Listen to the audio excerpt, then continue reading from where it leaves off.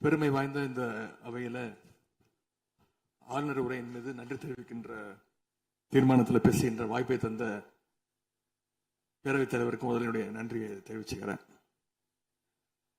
அதுமாதிரி நம்முடைய மாண்பு முதலமைச்சர் அவர்களுக்கு திராவிட முன்னேற்ற கழகத்துடைய சட்டமன்ற உறுப்பினர்கள் அனைவரின் சார்பாகவும் எங்களுடைய பிறந்தநாள் வாழ்த்துக்களையும் நான் தெரிவிச்சுக்கிறேன்.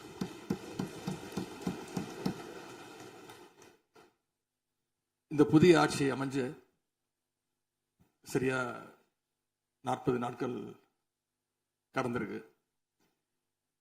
ஆளுநர் உரையின் போது நானும் எங்களுடைய சட்டமன்ற உறுப்பினர்களும் இந்த 40 நாட்கள்ல இந்த அரசு என்னென்ன பணிகள் செஞ்சிருக்கு, ஏதாவது திட்டங்கள் கொண்டு வந்திருக்காங்களா, ஏதாவது சாதனைகள் செஞ்சிருக்காங்களான்னு ஆவலோடு காத்துக்கிட்டு இருந்தோம். எங்களுக்கு வெறும் ஏமாற்றம் மட்டுமே எஞ்சியது. அப்படி எதுவுமே ஆளுநர் உரையில எங்களுடைய கண்களுக்கு படவில்லை, எங்களுடைய காதுகளுக்கு கேட்கவில்லை. அதே ஒரு நம்பிக்கை வாக்கெடுப்பின் போது நான் பேசும்பொழுது குறிப்பிட்டு பேசினேன். ஆளுநர் வருவாரு, ஆளுநர் உரையின் மீது வந்து பேசும்போது தமிழ்தாய் வாழ்த்துக்கு முதலிடம் கொடுங்க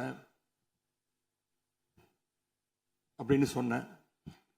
பேரவையின் அனுமதியுடன் அலுவல் நேரம் நீட்டிக்கப்படுகிறது.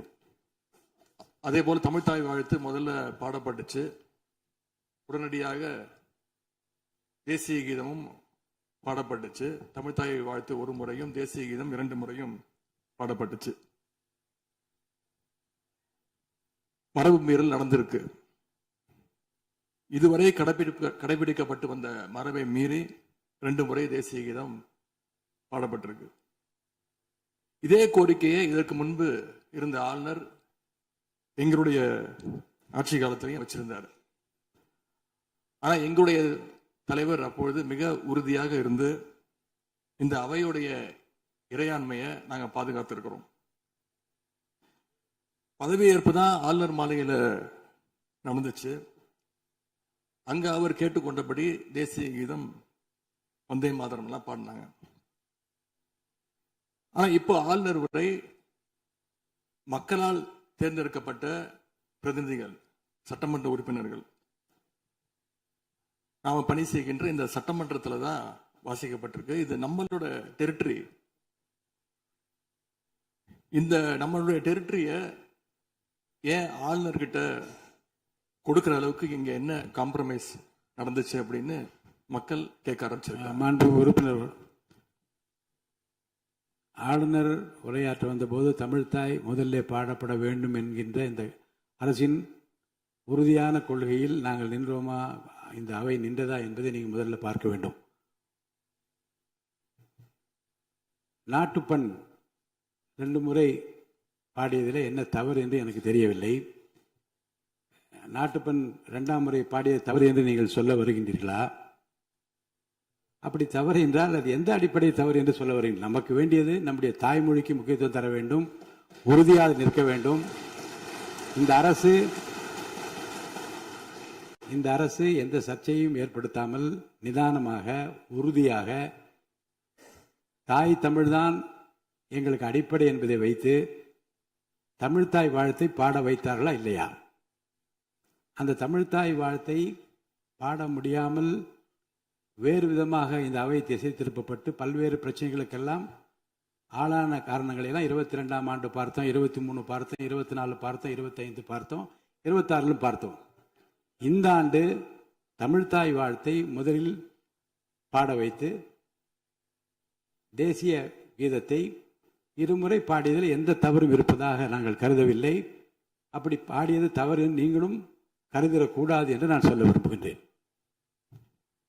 பேரவைத் தலைவர் அவர்களே, நாங்கள் கேட்டுக்கொண்டதுபடி தமிழ்தாய் வாழ்த்து முதல்ல ஒரு வாட்டி பாடிட்டீங்க.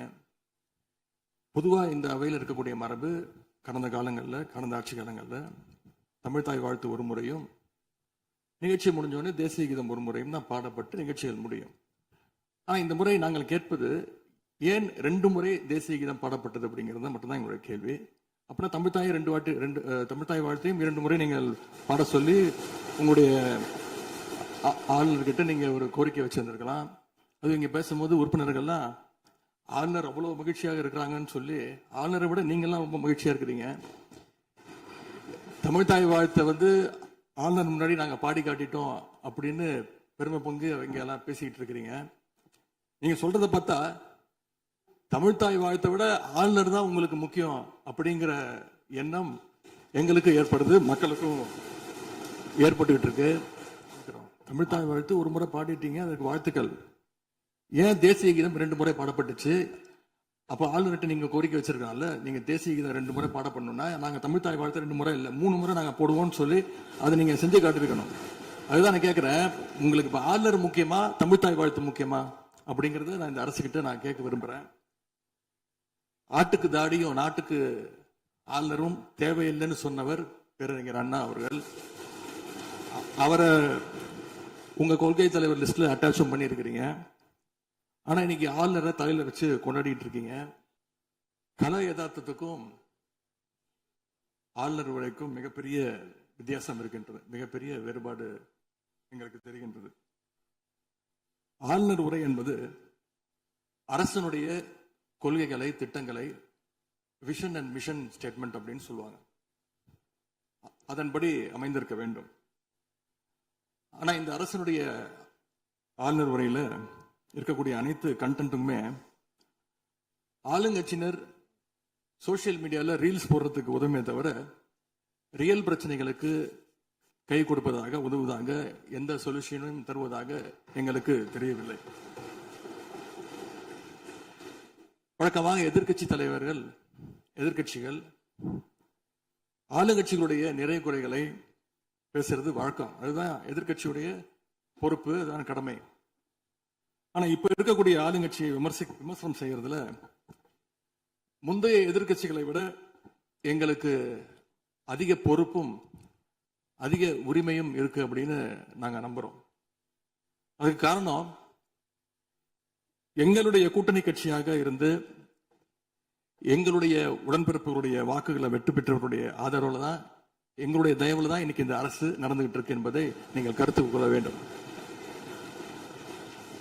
இன்னும் சொல்ல போனா, நாங்க இன்னைக்கு எதிர்கட்சியில் வரிசையில் மட்டும் இல்ல, ஆளுங்கட்சி வரிசையிலும் எங்களுடைய வாக்குகள் அமர்ந்திருக்கு.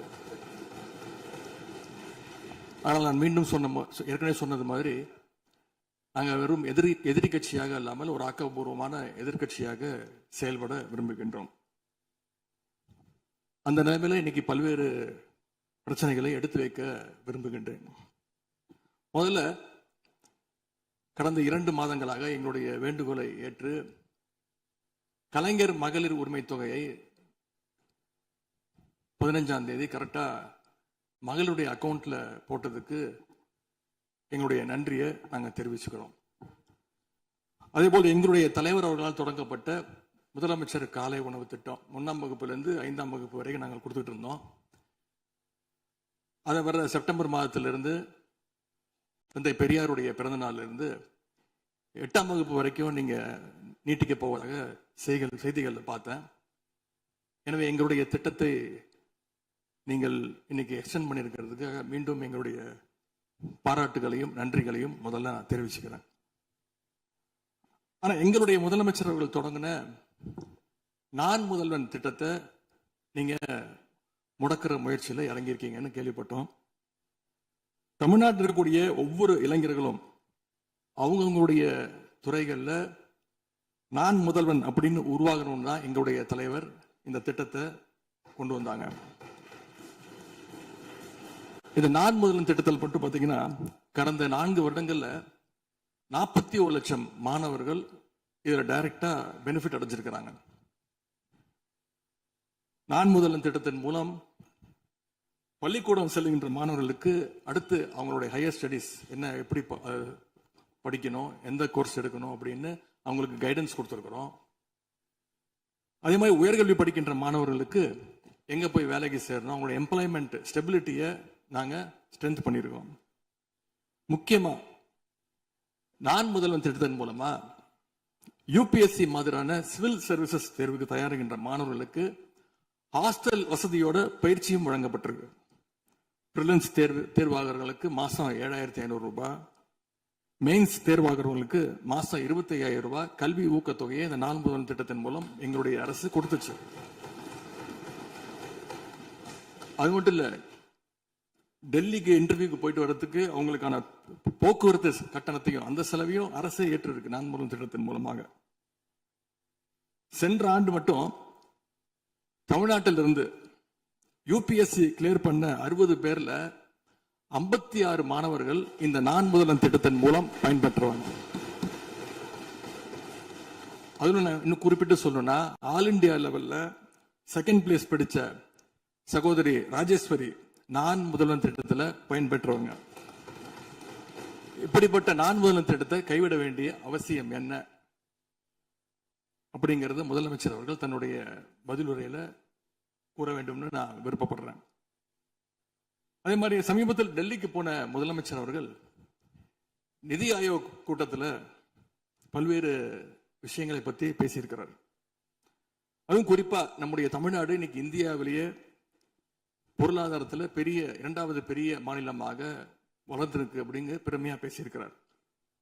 அது மட்டும் இல்ல, தமிழ்நாட்டில் டாக்டர் கலைஞர் அவர்களால் தொடங்கப்பட்டு எங்களுடைய தலைவர் அவர்களால் வளர்க்கப்பட்ட, அதுவும் கடந்த ஆட்சியில் என்னுடைய கட்டுப்பாட்டில் இருந்த மகளிர் சுய உதவி குழுக்கள் மிகச்சிறப்பாக செயல்படுது அப்படின்னு முதலமைச்சர் அவர்கள் பேசியிருக்கிறாங்க.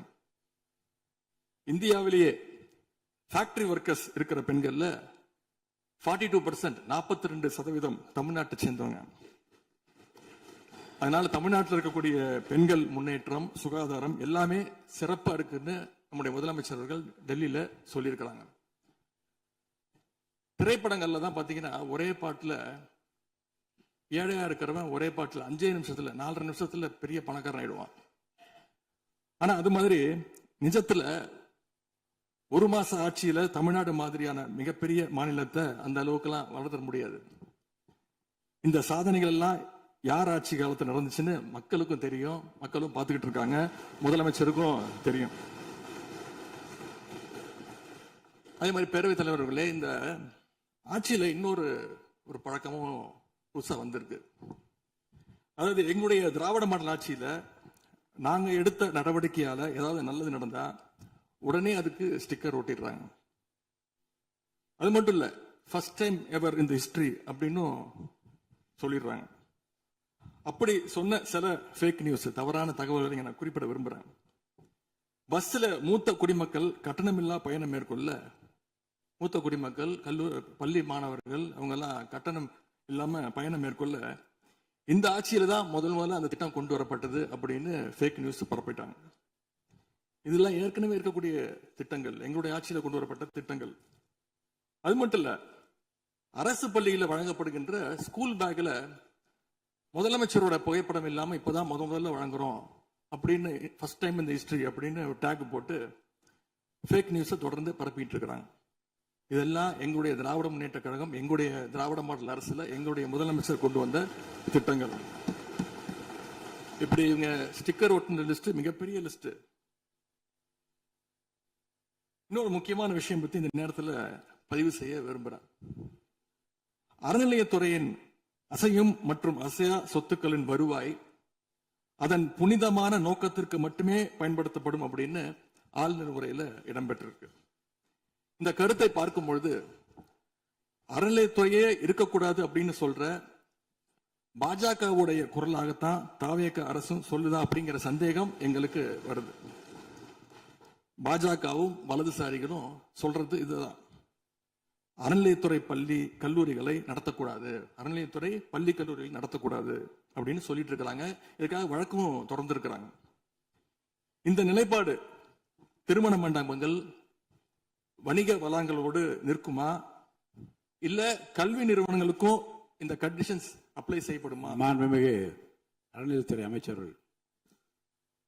மாண்புமிகு பேரவை தலைவர் அவர்களே, மாண்புமிகு தமிழ்நாடு முதல்வர் அவர்களே, அறநிலைத்துறையை பொறுத்த வரைக்கும் கோவில்களின் வருமானம் கோவில்களில் வரக்கூடிய பக்தர்களுக்காக செலவிடப்படும் என்பதை நம்முடைய ஆளுநர் உரையில் இடம்பெற்றதுதான் அதனுடைய சாராம்சம். இன்னொன்று, சமீபத்தில் வெளியிடப்பட்ட திருமண மண்டபங்கள் மற்றும் வணிக வளாகங்கள் அந்த பணிகள், துவங்கப்படாத பணிகள் நிறுத்தப்பட்டது என்பது, இந்த பணிகளை பொறுத்த வரைக்கும் நாம் ஆராய்ந்த வரைக்கும் அந்த கோவில்களில் பொதுமக்களுக்கு தேவையான அடிப்படை வசதிகள், பொதுமக்களுக்கு தேவையான தங்குமிட வசதிகள், பொதுமக்கள் பக்தர்கள் வரப்போது அவர்களுக்கு தேவையான அடிப்படையிலான கழிப்பறை வசதிகள் போன்ற இந்த வசதிகளை மேம்படுத்துவதை காட்டிலும் இவர்கள் கமர்ஷியலாக கோவில்களுக்கு திருமண மண்டபங்கள் கட்டுவதிலும் வணிக வளாகங்கள் கட்டுவதிலும் அதன் மூலமாக வருவாய் ஈட்டுவதை மட்டுமே குறிக்கோளாக வைத்துக் கொண்டு இந்த திட்டங்களை துவங்கியதன் காரணமாக மேலும் அதன் மீது பல்வேறு நீதிமன்ற வழக்குகள், ஸ்டே ஆர்டர்ஸ் இருப்பதனால நாம் அதையெல்லாம் ரத்து செய்து அறிவிச்சிருந்தோம். இதற்கு ஒரே ஒரு உதாரணமாக எந்த அளவிற்கு கோவில்களை கமர்ஷியலாக மாற்றுவதற்கு கடந்த ஆட்சி காலத்தில் முயற்சி செய்து கொண்டிருந்தார் என்பதற்காக ஒரே ஒரு சிறிய உதாரணத்தை மட்டும் சொல்லிடுறேன். அருள்மிகு குன்னூரில் இருக்கக்கூடிய அருள்மிகு விநாயகர் திருக்கோயில், ஏறத்தாழ அந்த கோயில்கள்ல இருந்து கோயில் நிதியை பயன்படுத்தி 10 கோடி ரூபாய்க்கு 10 கோடி ரூபாய் மதிப்பில ஒரு மல்டி லெவல் கார் பார்க்கிங் வசதியை அந்த கோயிலுக்கு ஏற்படுத்துவதற்கான திட்டத்தை இந்த அரசு அனுமதித்திருக்கிறது. இதற்கு முன்னால் இருந்தக்கூடிய அமைச்சர் அவர்கள் அதை அறிவித்திருக்கிறாங்க. அந்த கோயில்ல ஒட்டுமொத்தமாக மாதத்திற்கு வரக்கூடிய பக்தர்களின் எண்ணிக்கையே 500 தான் ஆவரேஜா. அதே போல அந்த கோவில்களுக்கு அடிப்படையில கழிப்பறை வசதி கூட கிடையாது. இது மட்டும் இல்ல, குன்னூர் மற்றும் உதகையை சுற்றி இருக்கக்கூடிய அனைத்து பகுதிகளிலும் இருக்கக்கூடிய 50 கோவில்கள்ல பேசிக்கா இருக்கக்கூடிய டாய்லெட் ஃபெசிலிட்டிஸ் கூட அங்க இருக்கக்கூடிய கோயில்களுக்கு கிடையாது. அப்படிப்பட்ட இடங்கள்ல கோயில் நிதியை பயன்படுத்தி எதற்காக மல்டி லெவல் கார் பார்க்கிங் தேவைப்படுது? அப்ப இது கமர்ஷியல் திட்டங்கள் இல்லையா? கோவில் நிதியை இப்படி கமர்ஷியலாக பயன்படுத்துவதற்கு எதிராக தான் நாம இந்த திட்டங்களை எல்லாமே தடுத்து, இந்த திட்டங்கள் தேவையில்லை, அதற்கு பதிலாக நம்முடைய அரசாணையிலே வெளியிட்டிருக்கிறோம். மிக தெளிவாக கடைசி வரியை படித்து பார்த்தால் எல்லாருக்கும் தெரியும். இந்த கோவில் நிதியை பயன்படுத்தி கோவிலும் பக்தர்களும் பயன்படக்கூடிய வகையில மாற்று திட்டங்களை உருவாக்கும்ன்ற வரியை நம்ம மென்ஷன் பண்ணியிருந்தோம். எந்த இடத்திலையுமே மக்கள் பயன்படக்கூடிய கல்வி நிலையங்களையோ இல்ல இது போன்ற மருத்துவ வசதிகளையோ நாம செய்து தரமாட்டோம்னு சொல்லல. இன்னும் சொல்ல போனா கடந்த 5 ஆண்டுகள்ல ஒன்றிய அரசின் நிதி உதவியோடு பழனியில பாத்தீங்கன்னா ஒரு சித்த மருத்துவமனை கட்டுவதற்கான நிதி உதவியை ஒன்றிய அரசு தருவதற்கு தயாராக இருந்தது. ஆனா கடந்த ஆட்சியில அந்த திட்டத்தை அப்படியே கிடப்புல போட்டுட்டு கேட்டா ரெக்கரிங் செலவை எங்களால ஏத்துக்க முடியாது அப்படின்னு சொல்லி கிடப்புல போட்டு வச்சிருந்த இந்த திட்டத்தை நாம இன்றைக்கு கையில் எடுத்து அதை துவங்குவதற்கான ஆய்வில் இறங்கியிருக்கிறோம். அப்ப எந்த இடத்திலையுமே மக்கள் பயன்பெறக்கூடிய திட்டங்களை நாம தடுக்கவும் இல்லை, நாம யாருக்கும் பி டீமாக இருந்து வேலை செய்ய வேண்டிய அவசியமும் இல்லை. கோயில்களின் நிதியை ஒரு காலமும் கமர்ஷியலாக பயன்படுத்த வேண்டிய அவசியமும் மாண்புமிகு தமிழ்நாடு முதலமைச்சர் தலைமையிலான தமிழக வெற்றி கழகத்தின் ஆட்சிக்கு தேவையும் இல்லை. இப்போ இருக்கக்கூடிய மாண்புமிகு அமைச்சர் அவர்களும் சில விளக்கங்களை கொடுத்திருக்கிறார். கார் பார்க்கிங் ஃபெசிலிட்டி என்பதும் ஒரு அத்தியாவசிய தேவைதான். அது ஒன்றும் தேவையில்லாத எல்லாருமே இப்போ கார் வச்சிருக்கிறாங்க, கோயிலுக்கு வரவங்க கார்லேயும் தான் வருவாங்க. எனவே அதுவும் ஒரு தேவைப்படுகின்ற ஒரு வசதி தான். நான் கேட்டுக்கொள்வதெல்லாம், எங்களுடைய ஆட்சியில் அறநிலையத்துறை சார்பாக 4 கல்லூரிகளை திறந்திருக்கிறோம். ஆண்டுக்கு 1500 மாணவர்கள் படிச்சுட்டு இருக்கிறாங்க. அதெல்லாம் நீங்க தொடர போறீங்களா இல்ல இந்த திட்டத்தை கைவிட போறீங்களா அப்படிங்கிறதா உங்களுடைய நிலைப்பாடு என்ன என்பதுதான். மாண்புமிகு உறுப்பினர் சொல்லிட்டார். அதாவது ஏற்கனவே கல்லூரிகள் மற்ற அமைப்பில் எந்த விதமான தடையெல்லாம் அதையும் நாங்கள் தொடருவோம் என்ற வார்த்தை அவர் பேசும்போது குறிப்பிட்டிருக்கிறார். நன்றி. மாண்புமிகு பேரவைத் தலைவர் அவர்களே, தமிழ்நாட்டில் இருக்கக்கூடிய 12 மாநகராட்சிகளிலும் தூய்மை பணி செய்வதை தனியார் மயம் செய்ய போகிறதாக தொலைக்காட்சிகளையும் பத்திரிகைகளையும் தொடர்ந்து செய்திகள் வந்து கொண்டிருக்கிறது. கடந்த காலத்துல போராடிய தூய்மை பணியாளர்கள் எல்லாம் நேரில் சந்திச்சிருக்கார் இன்றைய முதலமைச்சர் அவர்கள். ஆட்சிக்கு வந்ததும் தூய்மை பணியாளர்கள்லாம் பணி நிரந்தரம் செய்வோம் அப்படின்னு அப்ப வாக்குறுதியும் கொடுத்திருக்கிறாரு. ஆனா இன்னைக்கு சொன்னதுக்கு நேர் எதிராக தனியார் மயம் அப்படின்னு செய்திகள் வந்து கொண்டிருக்கிறது. இதற்கும் முதலமைச்சர் அவர்கள் அவருடைய பதில் உரையில விளக்கத்தை தர வேண்டும் என்று கேட்டுக்கொள்கின்றேன். மாண்புமிகு பேரவைத் தலைவர் அவர்களே, சும்மா சொல்லக்கூடாது. நம்முடைய முதலமைச்சர் அவர்கள் ஆட்சிக்கு வந்த ஒரே மாசத்துல தமிழ்நாட்டிலேயே தன்னுடைய பெரம்பூர் தொகுதியை நம்பர் 1 தொகுதியாக மாத்தி காட்டிட்டார். எதுல நம்பர் 1 பாத்தீங்கன்னா, இன்னைக்கு தமிழ்நாட்டிலேயே மின்வெட்டுல நம்பர் 1 தொகுதி பெரம்பூர் தொகுதி தான். அதுவும் ஆளுங்கட்சிக்காரங்க என்ன தெரியுமா பேசிட்டு இருக்காங்க, அண்ணன் பவருக்கு வந்தா தமிழ்நாடு மாறும்னு பார்த்தோம், ஆனா அண்ணன் கைக்கு பவர் வந்த நாள்ல இருந்து தமிழ்நாட்டுக்கே பவர் போயிடுச்சு அப்படின்னு இன்னைக்கு ஆளுங்கட்சிக்காரர்கள் பேசிட்டு இருக்கிறாங்க. நான் கேட்டுக்கொள்வதெல்லாம், நீங்க இந்த மின்வெட்டு பிரச்சனையால தமிழ்நாட்டை இருட்டாக்கி முதலீடுகளை கோட்டை விட்டுறாதீங்கன்னு தான் உங்களை எல்லாம் கேட்டுக்கொள்கின்றேன். அது மாதிரி நம்முடைய மின்சாரத்துறை அமைச்சர் 2 நாட்கள் பொறுமையா இருங்க, 2 நாட்கள் பொறுமையா இருங்கன்னு சொல்லும் போது எனக்கு அடுத்த 2 நாட்களுக்கு தமிழ்நாட்டில் மின்சாரம் இருக்குமா இல்லையா, இல்ல நாங்க எல்லாமே பொறுமையா இருக்கணும்னு அதை சிம்பாலிக்கா சொல்றாரா அப்படிங்கிற சந்தேகம் எனக்கு இருக்கு. இன்னைக்கு எங்க பார்த்தாலும் அறிவிக்கப்படாத ஒரு மின்வெட்டாக இருக்கு. குடும்பங்கள்லாம் குழந்தைங்களை கூப்பிட்டு வந்து சாலை மறியலில் ஈடுபட்டு இருக்கிறாங்க. சில நாட்களுக்கு முன்பு எங்களுடைய திராவிட முன்னேற்ற கழகத்தின் சார்பாக ஒரு பொதுக்கூட்டம் அம்பத்தூர்ல ஒரு பொதுக்கூட்டம் ஏற்பாடு பண்ணியிருந்தோம். அங்க எங்களுடைய முன்னாள் அமைச்சர், இப்போ சட்டமன்ற உறுப்பினர் அண்ணன் தங்கம் தென்னரசு அவர்கள் சிறப்பு பேச்சாளராக போயிருந்தார். அவர் பேச ஆரம்பிச்சோடனே கரண்ட் கட் ஆயிடுச்சு. 30 நிமிஷம் வரைக்கும் காத்திருந்து நாங்க என்ன பண்ணிட்டோம், பொதுக்கூட்டத்தை அரசுக்கு எதிரான ஒரு ஆர்ப்பாட்டமா மாத்தி, கரண்டே வரல, ஆர்ப்பாட்டமா நடத்தி முடிச்சிட்டோம்.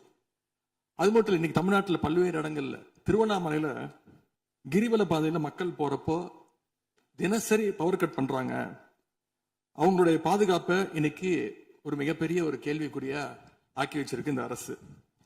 செங்கல்பட்டு அருகே சூனாம்பேடுல கருப்பாயி அப்படிங்கிற 75 வயது மூதாட்டி, அவங்க உடம்பு சரியில்லை, வீட்டுல வெண்டிலேட்டர் சப்போர்ட்ல இருந்தப்போ பவர் கட் ஏற்பட்டு மூச்சு திணறி இறந்து போயிட்டாங்க. பவர் இல்லைன்னு தொகுதி எம்எல்ஏ போய் கேட்கலான்னு பார்த்தா எம்எல்ஏ யாருன்னு மக்களுக்கு தெரியல. நிறைய பேருக்கு இங்க இருக்கக்கூடிய எல்லாம், நான் தவறா சொல்ல, எல்லாமே புதுமுகங்கள். நமக்கே பாரு இப்ப வெளில பார்க்கும்போது இவர் எம்எல்ஏவா இல்லையா அப்படின்னு தெரியல, உள்ள வந்தா தான் தெரியுது. முன்னெல்லாம் புயல் மழை நேரத்துல ஸ்கூலுக்கு லீவ் விடுவாங்க. ஆனா இந்த ஆட்சி அமைஞ்ச பிறகுதான் முதல் முறையா கரண்ட் இல்லைன்னு ஸ்கூல்ஸ்க்கு லீவ் விட ஆரம்பிச்சிருக்காங்க. சென்னை, பெரம்பூர் மற்றும் வியாசர்பாடியில கடந்த ஜூன் 9ஆம் தேதி அன்னைக்கு 4 தனியார் பள்ளிகளுக்கு கரண்ட் இல்லைன்னு லீவ் விட்டாங்க. முன்னாடி மழை வர்றப்பெல்லாம் ஸ்கூல் பசங்க டிவி ஆன் பண்ணி இன்னைக்கு ஸ்கூல் இருக்கா இல்லையான்னு தெரிஞ்சுப்பாங்க. ஆனா இப்பெல்லாம் டிவி ஆன் பண்ண முடியலன்னு தெரிஞ்சுக்கிறாங்க, சரி இன்னைக்கு கரண்ட் இல்லை, இன்னைக்கு ஸ்கூல் லீவ் தான் அப்படின்னு. ஸோ ஒரு மிகப்பெரிய ஒரு அட்வான்ஸ் டெக்னாலஜியை இந்த அரசு உருவாக்கி இருக்கு. எதிர்கட்சியான எங்க பொதுக்கூட்டத்துல தான் பவர் கட் ஆகுதோன்னு நான் கூட நினைச்சிட்டு இருந்தோம், வருத்தப்பட்டோம்.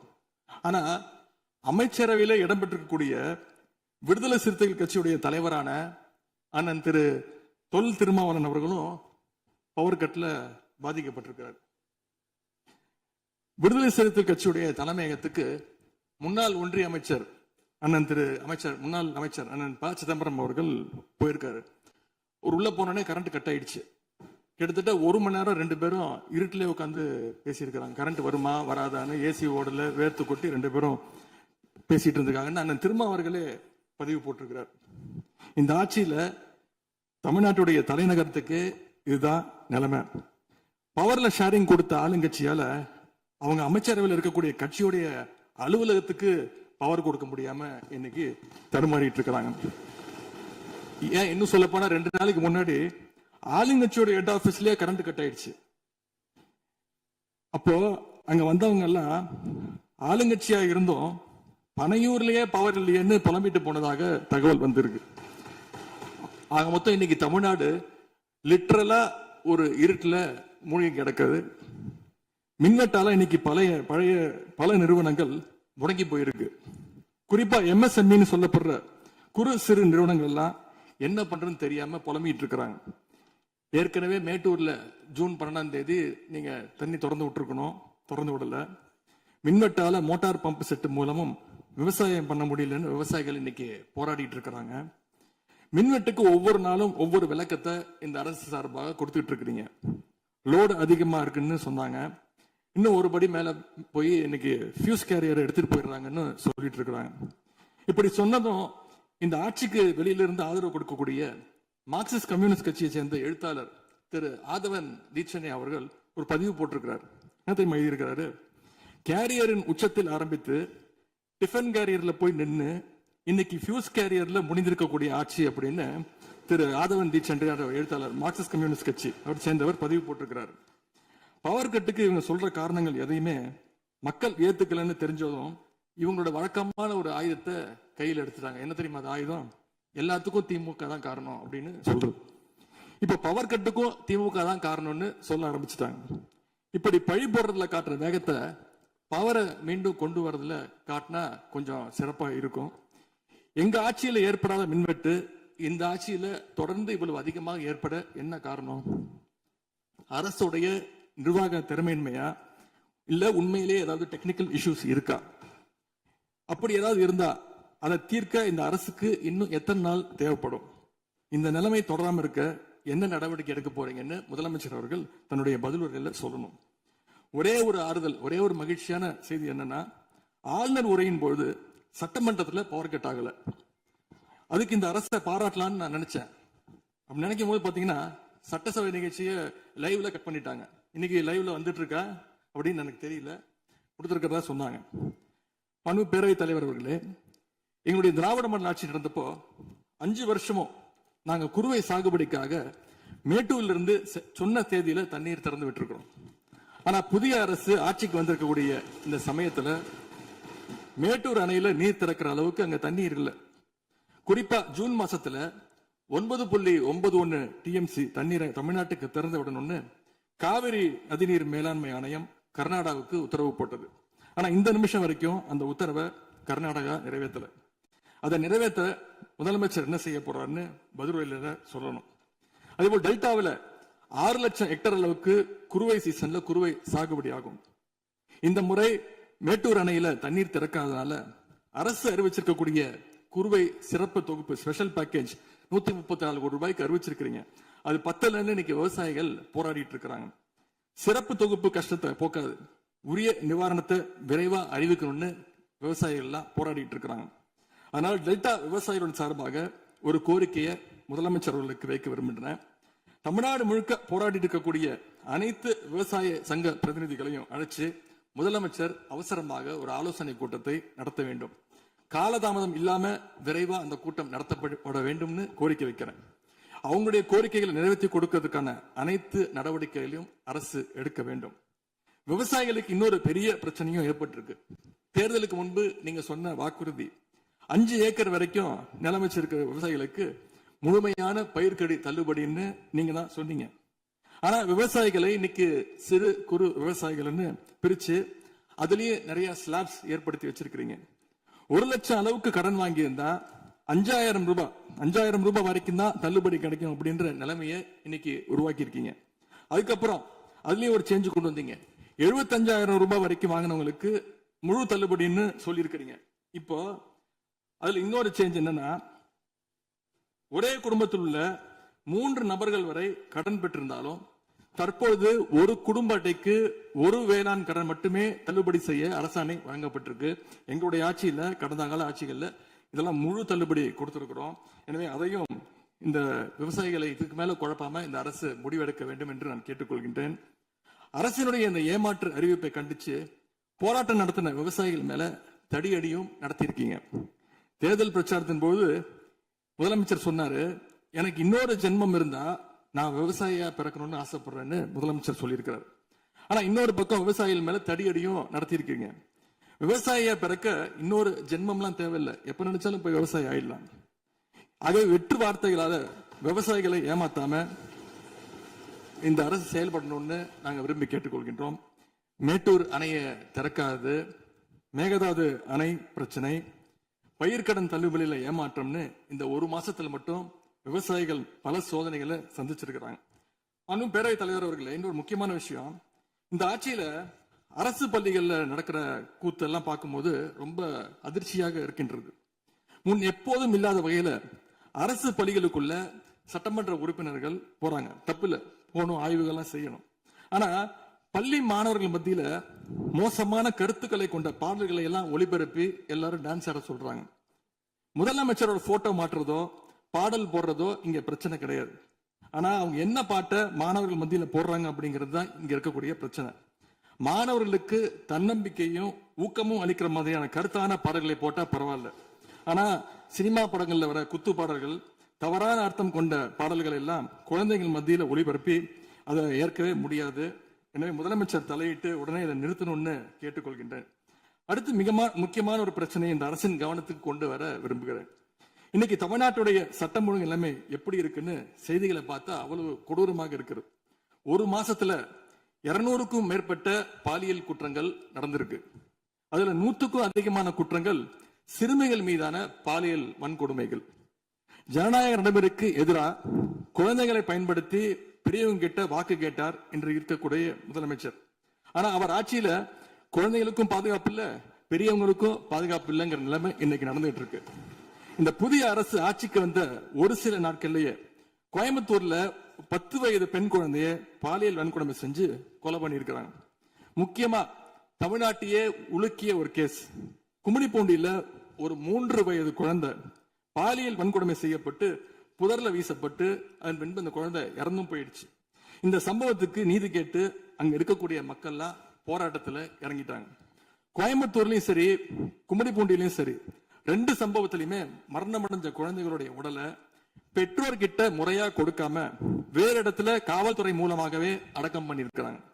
இதையெல்லாம் பாக்குறப்போ நாம இன்னைக்கு தமிழ்நாட்டில் தான் இருக்கிறோமா, இல்ல உத்தரப்பிரதேசம், மத்திய பிரதேசம் மாதிரி வடநாட்டில் இருக்கோமான்னு எங்களுக்கு சந்தேகம் வருது. சிங்கப்பெண் படைன்னு ஒரு திட்டத்தை முதலமைச்சர் அவர்கள் தொடங்கினார்.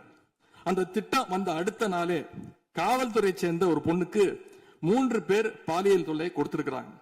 சென்னை மற்றும் சுற்றுப்புறங்கள்ல மட்டும் கடந்த ஜூன் 12ஆம் தேதி 24 மணி நேரத்துல 12 பாலியல் வன்கொடுமை கேசஸ் ரிப்போர்ட் ஆயிருக்கு. சிங்கப்பெண் படை குற்றவாளிகளை சேஸ் பண்ணுவாங்கன்னு பார்த்தா அவங்களும் கூட ரீல்ஸ் போட்டு போஸ்ட் பண்ணிட்டு இருக்கிறாங்க. மன்னன் எவ்வழி மக்கள் அவ்வழின்னு சொல்லுவாங்க. அதை சிங்கப்பெண் படை ஃபாலோ பண்ணுதோன்னு மக்களுக்கு சந்தேகம் வந்துருச்சு. இந்த ஒரு மாசத்துல நடந்த குற்ற சம்பவங்களை எல்லாம் எடுத்து பார்த்தா பெரும்பாலான குற்றவாளிகள் ஆளுங்கட்சியை சேர்ந்தவங்களாவே இருக்கிறாங்க. இவங்க ஆட்சிக்கு வந்து தொகுதியா போய் தொகுதி வாரியா போய் நலத்திட்ட உதவிகளா செய்வாங்கன்னு பார்த்தா அவங்க கட்சிக்காரங்க தொகுதி வாரியா போய் பாலியல் வன்கொடுமையில ஈடுபட்டு இருக்கிறாங்க.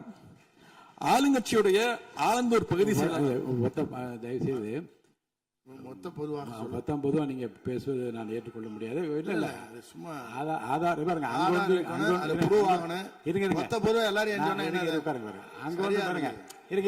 உட்காருங்க.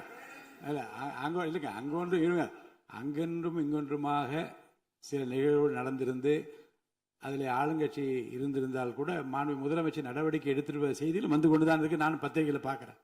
ஆனால் குறிப்பிட்டு இந்த இடத்தில் இந்த கட்சிக்காரர் என்று நீங்கள் பெயர் குறிப்பிட்டு பேசினா அதை ஏற்றுக்கொள்வதை எனக்கு ஆட்சேபனை இல்லை. பொதுவாக பேசுவதை தவிர்க்க வேண்டுகிறேன். அவை குறிப்பிட்டு அது மட்டும் நீக்கப்படுகிறது. ஆளுங்கட்சியுடைய ஆலந்தூர் பகுதி செயலாளர் பேர் குறிப்பிட்டு சொல்றேன்.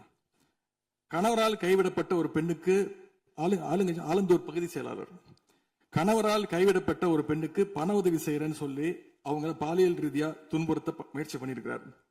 சேலத்துல இன்னொரு பொள்ளாச்சி சம்பவம் மாதிரி ஆளுங்கட்சி ஆதரவாளரான மணிகண்டன் என்னும் நபர் 50க்கும் அதிகமான பெண்களை பாலியல் வன்கொடுமைக்கு ஆளாக்கியிருக்கிறார். திருவாரூர்ல ஆளுங்கட்சியுடைய திருத்துறைப்பூண்டி ஒன்றிய செயலாளர் கல்லூரி மாணவியை ஈவ்டீசிங் பண்ணி இப்ப கம்பி எண்ணிட்டு இருக்கிறார்.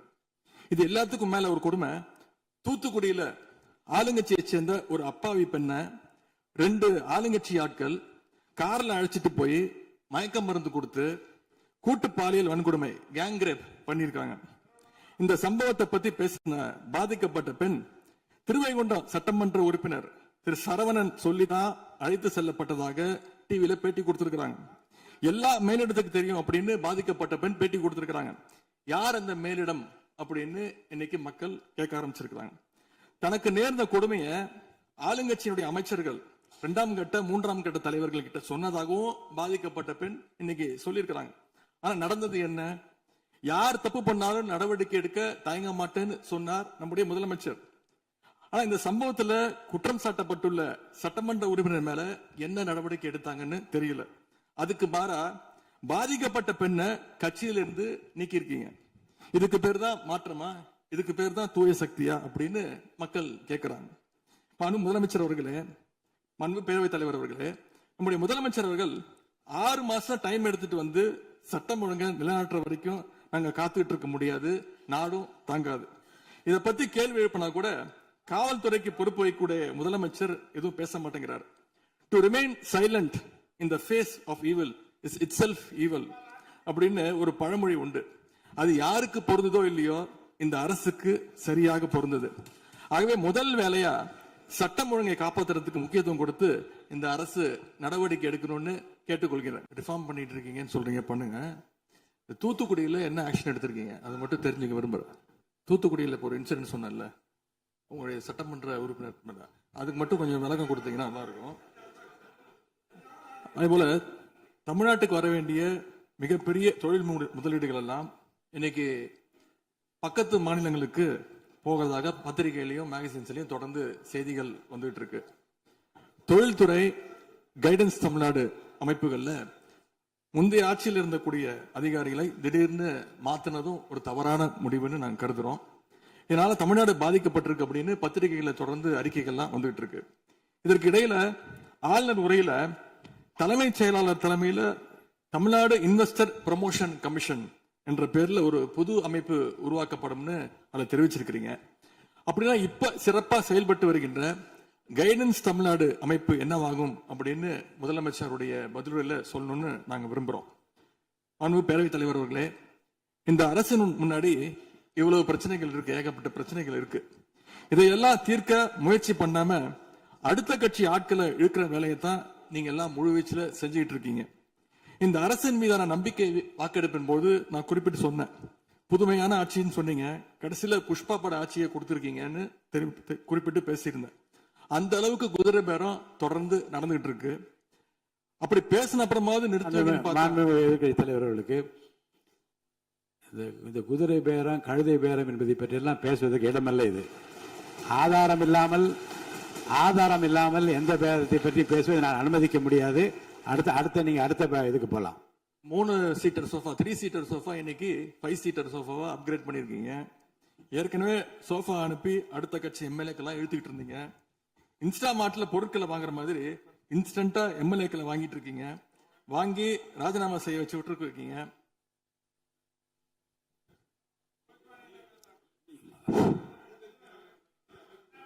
இல்ல நான் என்ன சொல்றேன், எந்த பேரத்தையும் பற்றி இங்க பேச அனுமதி கிடையாதுன்னு தான் நான் சொல்றேன். நீங்க உதாரணம் சொல்ல, நீங்க திடீர்னு எடுத்தோடனே குதிரை பேரன்னு சொல்லுவது, அப்புறம் இன்னொரு பேரம் என்று சொல்லி மாண்பு உறுப்பினர் வந்து சோஃபான்னு சொல்றாரு. நான் என்ன சொல்றேன்னா, எதையும் சொல்லுவதற்கு இந்த அவைக்கு உரிமை உண்டு. ஆனால் சொல்லுவதிலே உண்மை இருக்க வேண்டும். உண்மைக்கு மாறான தகவல்களுக்கு இங்க இடமில்லை. ஏன்னா அர்த்தம் இருக்குல்ல. இப்ப நீங்க ஏதோ ஒரு அர்த்தம் உள்நோக்கத்தோடு சொல்லப்படுற, நீங்க சோஃபா என்று சொல்வதற்கு நீங்க ஒரு உள் அர்த்தத்தோடு ஒரு வார்த்தையை சொல்லுகின்றீர்கள், நகைத்தும் கொள்ளுகிறீர்கள். அப்ப மக்கள் அதை பற்றி என்ன நினைப்பார்கள்? சற்று விளக்கமாக ஆதாரம் இல்லாமல் சொல்லப்படுகிற எந்த வார்த்தைக்கும் எந்த குறிப்புக்கும் இங்க இடமில்லை. மாண்பு எதிர்க்கட்சி தலைவர், நீங்க தொடர்ந்து பேசலாம். ஊழல் சக்தின்னு சொல்லிட்டு அதே எம்எல்ஏக்களுக்கு இன்னைக்கு ஒரு மச்சத்தை மட்டும் வச்சுட்டு இன்னைக்கு தூய சக்தியா நீங்க மாத்திட்டீங்க. அதனால எங்களுடைய தலைவர் சமீபத்தில் சொன்னாரு, தீர்ந்து போன சக்திகள்கிட்ட திருடுற அளவுக்கு காஞ்சி போன சக்தியா இன்னைக்கு இந்த ஆட்சியாளர்கள் இருக்கிறாங்க. ஆகவே இந்த குற்றச்சாட்டுகளுக்கு முதலமைச்சர் அவர்கள் தன்னுடைய பதிலுரையில அவர் விளக்கம் அளிப்பார்னு நாங்க நம்புறோம். முக்கியமா இந்த ஆள் பிடிக்கிற வேலையை நிப்பாட்டிட்டு இனியாவது ஆட்சி நிர்வாகத்துல நீங்க கான்சென்ட்ரேட் பண்ணுங்கன்னு உங்களை எல்லாம் கேட்டுக்கிறேன். அனு பேரவைத் தலைவர் அவர்களே, உங்களுடைய தேர்தல் முக்கியமான வாக்குறுதிகள், படிச்சு வேலை இல்லாத இளைஞர்கள் அவங்களுக்கு எல்லாம் 4500 ரூபாய் மாசம் 4500 ரூபாய் தருவேன்னு சொல்லியிருக்கிறீங்க. அது சீக்கிரம் 6 மாசத்துல கொடுங்க. மகளிருக்கு நீங்க சொன்ன உரிமை தொகை 2500 ரூபாய் உரிமை தொகை, வருஷத்துக்கு 6 கேஸ் சிலிண்டர், தாய்மாமன் சீர், இதெல்லாம் 6 மாசத்துல கொடுப்பீங்கன்னு நான் நம்புறோம். இதெல்லாம் எப்படி கொடுக்க போறீங்க அப்படின்னு ஒரு டைம் லைனை முதலமைச்சர் தன்னுடைய பதிலுரையில சொல்லணும்னு கேட்டுக்கிறோம். அதேபோல் சட்டம் ஒழுங்கு சீர்கேடு, மின்வெட்டு, விவசாயிகள் பிரச்சனை ஆகியவற்றில் முதலமைச்சர் அவர்கள் தலையிட்டு உடனடியாக ஒரு தீர்வு காண வேண்டும். ஆளுநர் உரையில இதற்கான விளக்கம் இல்லாததால முதலமைச்சருடைய பதிலுரையாவது இதெல்லாம் இருக்கும்னு நாங்க எதிர்பார்க்கிறோம். இப்ப நான் கேட்டதுக்கெல்லாம் வழக்கம் போல பழக்க தோஷத்துல எல்லாத்துக்குமே திமுக தான் காரணம்னு எங்க மேல பழிய தூக்கி போடாம தப்பிச்சுக்காம தீர்வை நோக்கியதா முதலமைச்சருடைய பதில் இருக்கணும்னு நான் விரும்பி கேட்டுக்கொள்கின்றேன். ஆளுநர் உரையில இருமொழி கொள்கை, மாநில உரிமை, சமூக நீதி, மகளிர் முன்னேற்றம்னு திமுக சொன்னதையே ப்ளூ பிரிண்டா ஃபாலோ பண்ணி இந்த அரசுடைய கொள்கை முடிவுகளா அறிவிச்சிருக்கிறீங்க. இதை நாங்க வரவேற்கிறோம். மற்றபடி ஆளுநர் உரையில தமிழ்நாட்டுடைய வளர்ச்சிக்கான ரோடு மேப் எதுவும் இல்லைன்னு கூறிக்கொண்டு முழுக்க முழுக்க முதலமைச்சருடைய புகழுரையாகத்தான் இந்த ஆளுநரை அமைஞ்சிருக்குன்னு சொல்லி வாய்ப்புக்கு நன்றி கூறி விடைபெறுகின்றேன். நன்றி, வணக்கம்.